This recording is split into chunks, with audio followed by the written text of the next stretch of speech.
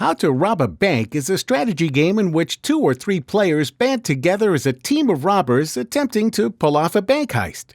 Another player takes on the role of the bank, controlling security guards, protecting vaults, and tackling the robbers in an effort to prevent the heist. Each round of the game has a layout phase, in which the bank floor plan is created, a planning phase, in which players reveal the actions they intend to perform that round, and an action phase in which those actions are carried out. Game objective. The game is played over 3 rounds, each one representing 1 floor of the bank. For the robbers to win the game, they must steal a certain number of money bag tokens by throwing them to the getaway car. In a 2 or 3 player game, they must steal 4 money bags, and in a 4 player game, they must steal 5 money bags. For the bank to win the game, he or she must prevent the robbers from stealing the required number of the money bags by the end of the 3rd round. Setup. Decks and movers. Decide who will be the bank player. That player takes the blue card deck and the blue guard movers. For a 2 or 3 player game, they take 2 guards. For a 4 player game, they take 3 guards. The other players will be the robbers. Each robber takes one of the colored robber card decks and matching robber mover. The robbers will be competing as a team against the bank.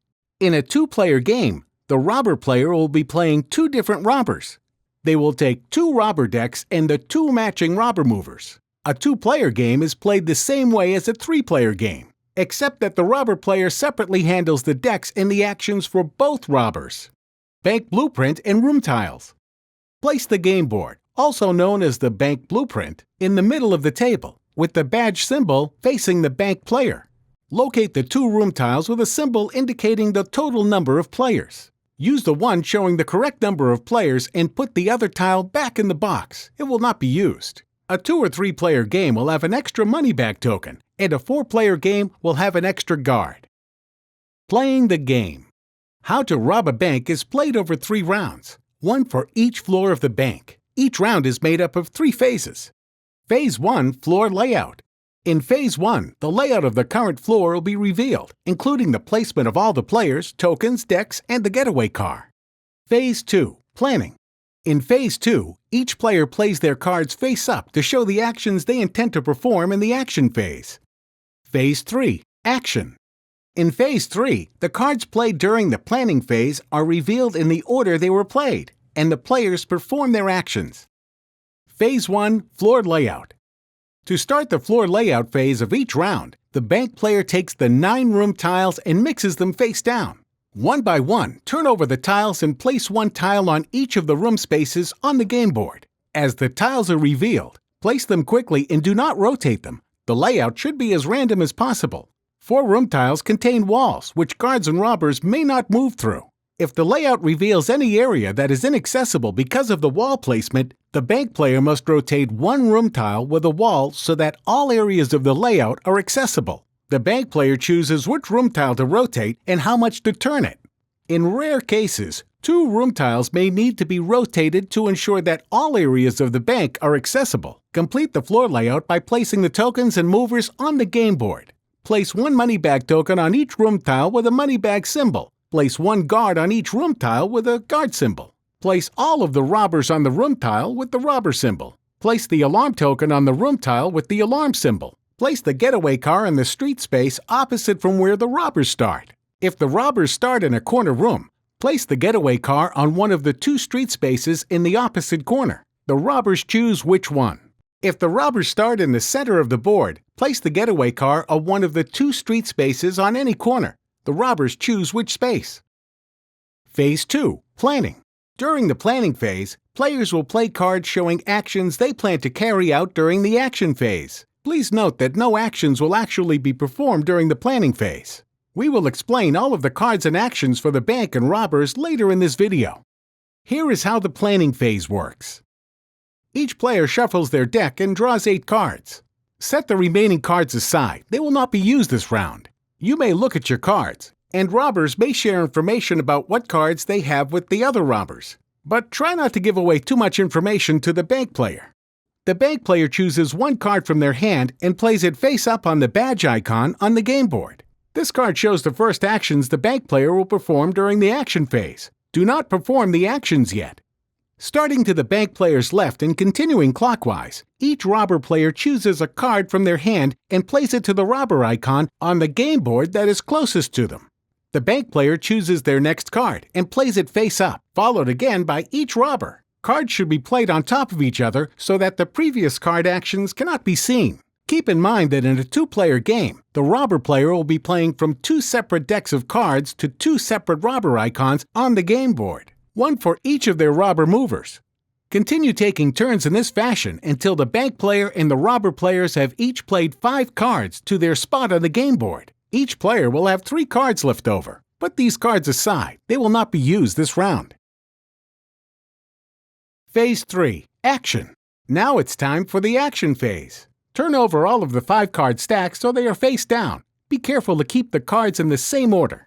The bank player reveals the top card of their stack, which was the first card they played in the planning phase. And now they perform the action shown on the card. Then the first robber, the player to the bank player's left, turns over the top card and takes the action shown. In addition to the actions shown on the card, each robber player may take 1 free action on their turn. We will explain the free actions later in this video. Play continues clockwise, with each player taking their turn, revealing the top card of their deck and performing the action shown. Continue around the table until all of the cards have been revealed and the actions have been taken. Now let's take a look at the possible actions for both the bank and the robbers.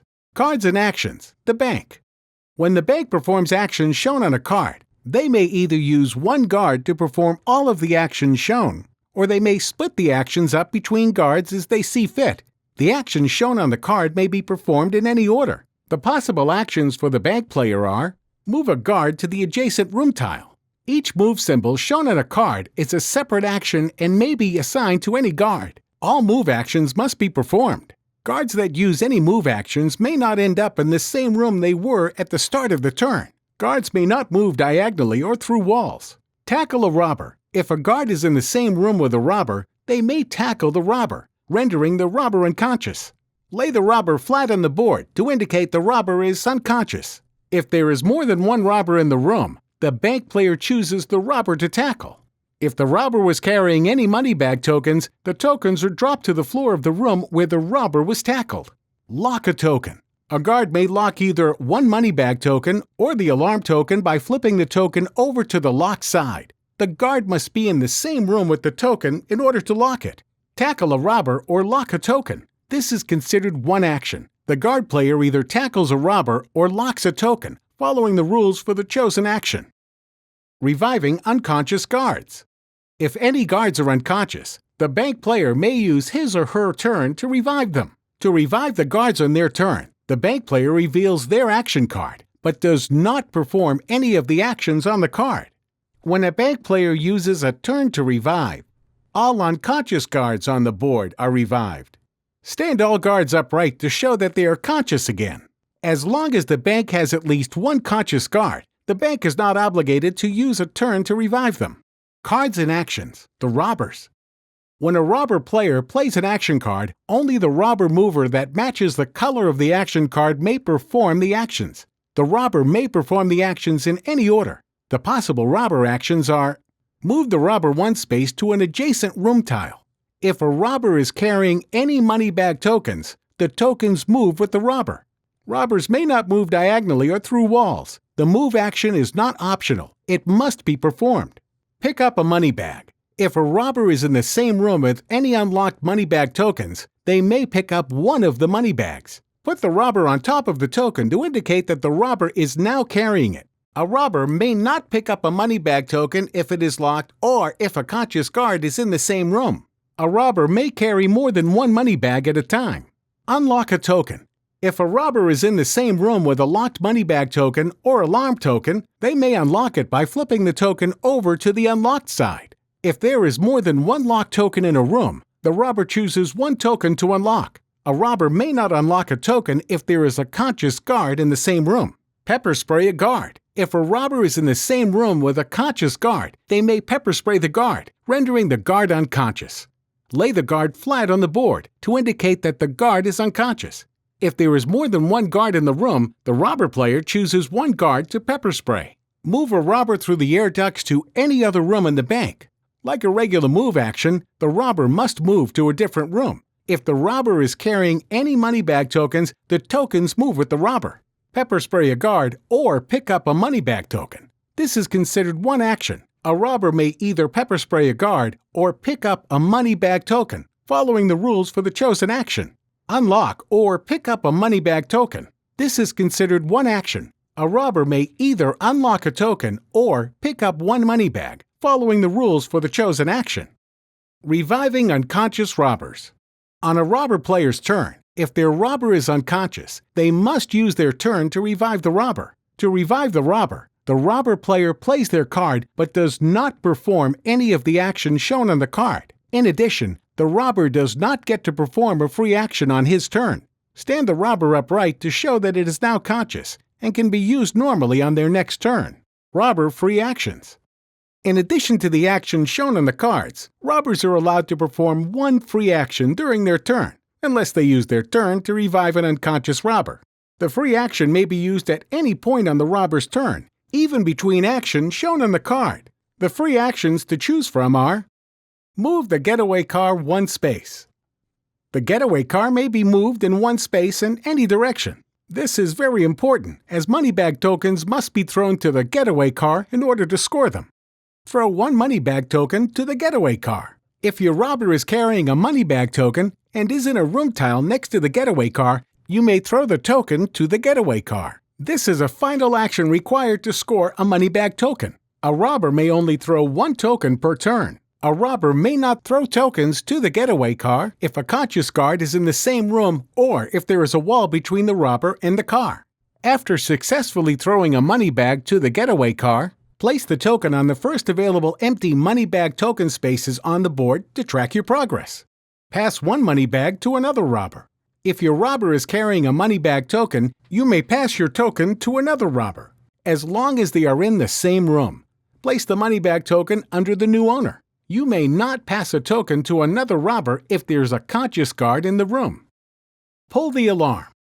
If your robber is in the same room with the alarm token, you may pull the alarm. When the alarm is pulled, move all conscious guards into the alarm room. The alarm may only be pulled once per round. Remove the alarm token after you have used it and place it on the used alarm space on the game board until the next round. You may not pull the alarm if it is locked or if there's a conscious guard in the alarm room. End of the round. After all the cards in each player's stack have been played and the actions have been taken, the round is over. Now it is time to clear the game board and set up the next round. Remove all movers, room tiles, and tokens from the game board. Any robbers carrying money bag tokens lose those tokens. However, any money bag tokens the robbers have successfully collected by throwing them to the getaway car remain on the board to track the robber's progress. Start the next round by repeating the steps of the floor layout phase, then continue through the planning phase and the action phase. In each planning phase, all 15 cards will be shuffled together again, and 8 cards will be drawn into each player's hand. End of the game. The game can end in 2 different ways. If the robber players collect the required number of money bags before the end of the 3rd round, the game immediately ends and the robbers win. Remember that in a 2 or 3 player game, the robbers must collect the 4 money bags. In a 4-player game, they must collect 5 money bags. If the 3rd round ends and the robber players have not successfully collected the required number of money bags, then the game is over and the bank player wins the game.